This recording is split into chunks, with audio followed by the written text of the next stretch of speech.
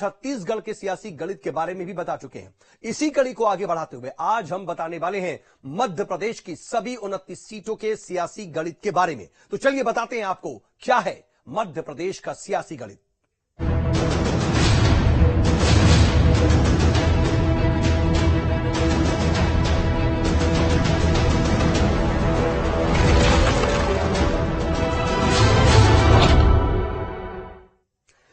दरअसल मध्य प्रदेश के सियासी गणित को अगर समझे तो उसके लिए प्रदेश की वीआईपी और हाई प्रोफाइल सीटों का माहौल समझना सबसे ज्यादा जरूरी है। प्रदेश की 29 सीटों में से कई ऐसी हाई प्रोफाइल सीटें हैं जहां प्रदेश और देश की राजनीति में छाप छोड़ने वाले दिग्गज नेताओं की साख दांव पर है। तो चलिए सबसे पहले आपको बताते हैं उन्हीं हाई प्रोफाइल और हाई हॉट सीटों का हाल जहां पर तमाम दिग्गज जोर लगाते दिखाई दिए।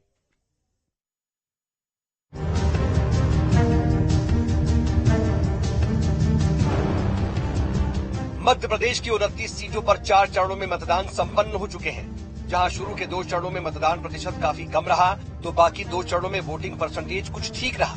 हालांकि 2019 के चुनाव के मुकाबले मतदान प्रतिशत कम ही रहा। बहरहाल मतदान हो चुके हैं और सभी प्रत्याशियों की किस्मत भी ईवीएम में कैद हो चुकी है और अब इंतजार है परिणाम का। मतदान के बाद सभी दल अपनी अपनी जीत का दावा भी कर रहे हैं। बीजेपी जहां प्रदेश की सभी 29 सीटें जीतने का दावा कर रही है, तो वहीं कांग्रेस भी बड़े उलटफेर के दावे कर रही है, यानी कि पिछले चुनाव से बेहतर प्रदर्शन का दावा। मध्य प्रदेश की हाई प्रोफाइल सीटों की बात करें तो उसमें सबसे पहले नाम आता है छिंदवाड़ा सीट का। छिंदवाड़ा सीट पर प्रदेश ही नहीं बल्कि पूरे देश की नजरें हैं। इसकी 2 वजहें हैं। ये अकेली ऐसी सीट है जहां पर 2019 के चुनाव में कांग्रेस के खाते में जीत आई थी। 2019 के लोकसभा चुनाव और हाल ही में विधानसभा चुनाव 2023 में मोदी लहर के बाद भी बीजेपी छिंदवाड़ा में सेंध नहीं लगा पाई थी, जिसके चलते बीजेपी के लिए ये सीट नाक का सवाल बन गई है। इस बार कमलनाथ के बेटे नकुलनाथ यहां से एक बार फिर चुनावी मैदान में है। बीजेपी ने उनके सामने हारे हुए प्रत्याशी विवेक बंटी साहू पर दांव लगाया है। विवेक साहू का ये पहला लोकसभा चुनाव है। इससे पहले वो 2 बार कमलनाथ के सामने विधानसभा चुनाव हार चुके हैं। इस सीट को जीतने के लिए बीजेपी ने पूरी ताकत झोंक दी है। गृह मंत्री अमित शाह तक का रोड शो हो चुका है। बीजेपी ने कमलनाथ के कई करीबी नेताओं को भी तोड़ दिया है।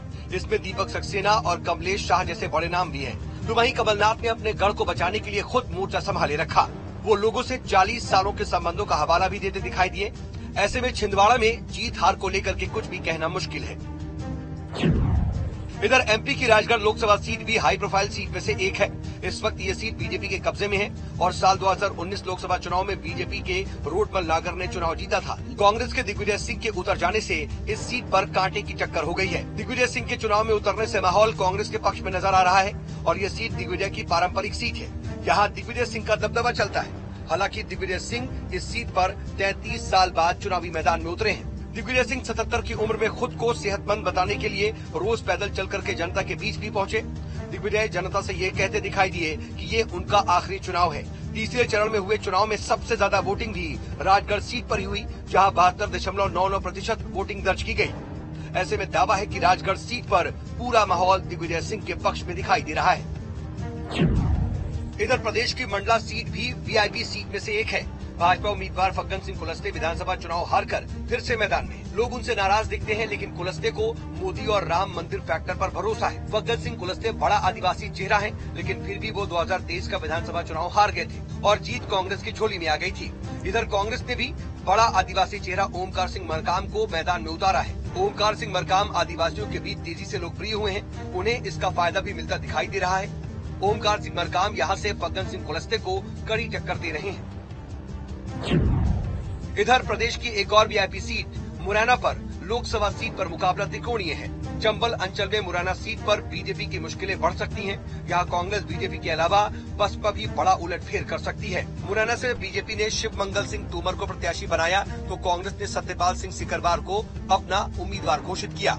वहीं बसपा ने रमेश गर्ग को यहाँ से टिकट दिया है। तीनों ही नेताओं की अपने क्षेत्र में पकड़ अच्छी है, लेकिन मुरैना की 8 में से 5 विधानसभा सीटों पर कांग्रेस का कब्जा है। इस हिसाब से यहाँ पर मुकाबला टक्कर का दिखाई दे रहा है।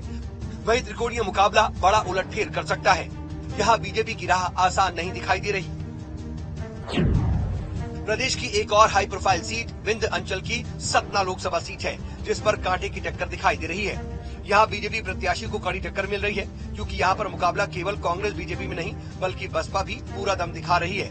बसपा के नारायण त्रिपाठी ने ब्राह्मण वोटों का गणित गड़बड़ा दिया है। बीजेपी के गणेश सिंह ब्राह्मण वोटों को हासिल करने के लिए जोड़तोड़ करते दिखाई दिए। बीजेपी से यहाँ पुराने सांसद गणेश सिंह चुनावी रण में हैं, तो उन्हें टक्कर देने के लिए कांग्रेस ने विधायक सिद्धार्थ कुशवाहा को उतारा है, जबकि बसपा ने बीजेपी छोड़कर आए पूर्व विधायक नारायण त्रिपाठी पर दांव खेला है। नारायण त्रिपाठी की इस क्षेत्र में पकड़ अच्छी है, वो मैहर विधानसभा सीट से विधायक भी रह चुके हैं। यहाँ बीजेपी के गणेश सिंह को कांग्रेस के सिद्धार्थ सिंह और बसपा के नारायण त्रिपाठी से कड़ी टक्कर मिल रही है। इधर प्रदेश की एक और VIP seat Ratlam Jhabua seat आदिवासी सीट है। ये एमपी की हॉट सीटों में से एक है। रतलाम झाबुआ सीट कांग्रेस की परंपरागत सीट रही है। यहाँ अभी तक एक उपचुनाव सहित कुल 18 चुनाव हो चुके हैं। यहाँ से बीजेपी महज 3 बार जीत हासिल कर सकी है। आजादी के बाद साल 2014 में पहली बार कांग्रेस को यहाँ से हार का सामना करना पड़ा। वहीं कुछ महीने बाद बीजेपी सांसद दिलीप सिंह भूरिया की मौत के बाद उपचुनाव हुआ और कांग्रेस ने दोबारा जीत हासिल कर ली। हालांकि 2019 के लोकसभा चुनाव में यहाँ मोदी फैक्टर काम कर गया और बीजेपी को जीत मिली। हालांकि इस बार बीजेपी ने सांसद का टिकट काटकर वन मंत्री नागर सिंह चौहान की पत्नी अनीता नागर सिंह चौहान को प्रत्याशी बनाया है, जबकि कांग्रेस से कद्दावर नेता कांतिलाल भूरिया फिर से चुनावी मैदान में है। कांतिलाल भूरिया बड़ा आदिवासी चेहरा है। भूरिया ने साल 1998 से 2015 के उपचुनाव तक 5 बार यहाँ से जीत हासिल की है। लिहाजा अनीता नागर सिंह की झोली में जीत आसानी से आनी मुश्किल है। वैसे यहाँ माहौल कांग्रेस के पक्ष में दिखाई दे रहा है। प्रदेश की एक और वीआईपी सीट खजुराहो में बीजेपी के प्रदेश अध्यक्ष वीडी शर्मा की राह आसान दिखाई दे रही है। वीडी के सामने 15 अप्रैल तक कोई उम्मीदवार मैदान में नहीं था। यहाँ समाजवादी पार्टी के उम्मीदवार मीरा यादव का नामांकन खारिज हो गया था, तो अब कांग्रेस सपा ने फॉरवर्ड ब्लॉक के आरबी प्रजापति को अपना समर्थन दिया है। इधर प्रदेश की एक और हाई प्रोफाइल सीट विदिशा में शिवराज सिंह की राहें आसान दिखाई दे रही हैं। कांग्रेस उम्मीदवार प्रताप भानु शर्मा 33 साल बाद फिर से शिवराज के सामने चुनाव तो लड़ रहे हैं, लेकिन यहाँ चर्चा वोटों के मार्जिन की है। चर्चा इस बात की है कि शिवराज यहाँ से कितने बड़े मार्जिन से जीत दर्ज करेंगे।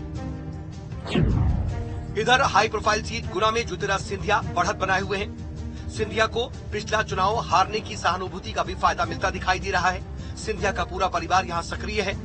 यहाँ यादव समाज की थोड़ी नाराजगी जरूर दिखाई दे रही है, लेकिन यादव वोटर्स की संख्या करीब 75,000 है। लेकिन अनुसूचित जाति और जनजाति के अलावा दूसरे वर्ग के वोटर्स का फायदा सिंधिया को मिल सकता है। प्रदेश की एक और हाई प्रोफाइल सीट ग्वालियर में बीजेपी के भरत सिंह कुशवाहा को नरेंद्र सिंह तोमर का समर्थन हासिल है। यहाँ उन्हें सिंधिया की भी मदद मिल रही है। भाजपा यहाँ शहर में पहले से ही मजबूत रही है, लेकिन पहली बार भाजपा ने ग्रामीण क्षेत्र से उम्मीदवार उतारकर गांवों को भी साधने की कोशिश की है। कांग्रेस उम्मीदवार प्रमीर पाठक की इमेज अच्छी है, लेकिन संगठन के तौर पर यहाँ पर भाजपा कांग्रेस के मुकाबले ज्यादा मजबूत है। इधर हाई प्रोफाइल सीट भोपाल में कांग्रेस के नए चेहरे अरुण श्रीवास्तव के सामने बीजेपी के पूर्व महापौर आलोक शर्मा लगातार बढ़त बनाए हुए दिखाई दिए। भोपाल में 2019 में भी वोटों के ध्रुवीकरण का फायदा मिला और पहली बार चुनाव लड़ रही साध्वी प्रज्ञा सिंह को यहां से जीत हासिल हुई। लेकिन आलोक शर्मा भोपाल के लिए जाना पहचाना चेहरा है, इसका उन्हें सीधा फायदा मिलता दिखाई दे रहा है। वहीं एक और हाई प्रोफाइल सीट इंदौर में बीजेपी के मौजूदा सांसद शंकर लालवानी को मोदी का ही सहारा है। कभी लालवानी के टिकट की चर्चा छेड़ने वाले मंत्री कैलाश